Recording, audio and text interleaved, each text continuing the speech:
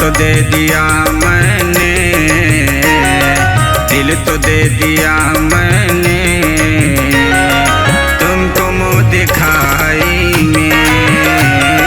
दिल तो दे दिया मैंने तुमको मुँह दिखाई में। दिल तो दे दिया मैंने तुमको मुँह दिखाई में। दिल तो दे दिया मैंने तुमको मुँह दिखाई में। दिल तो दे दिया मैंने तुमको मुँह दिखाई में। जान मेरी मत लेना ऐ सनम जुदाई में। दिल तो दे दिया मैंने तुमको मुँह दिखाई में।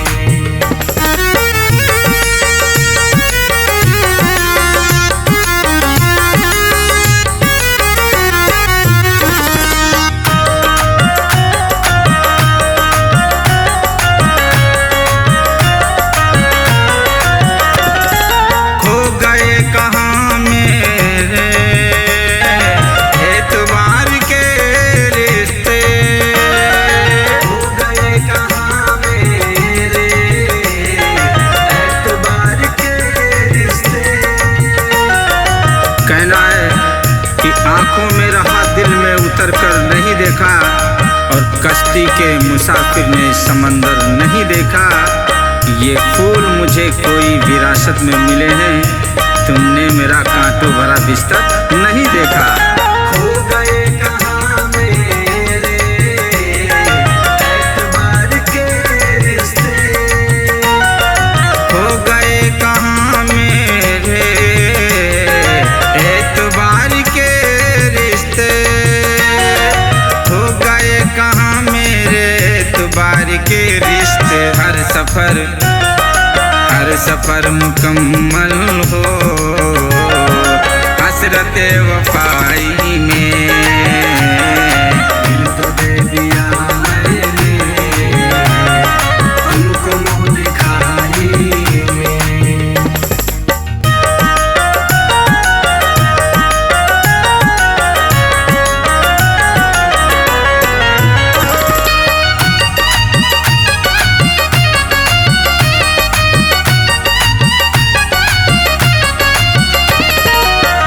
मुझे मत देना पढ़ के बेवफाई में।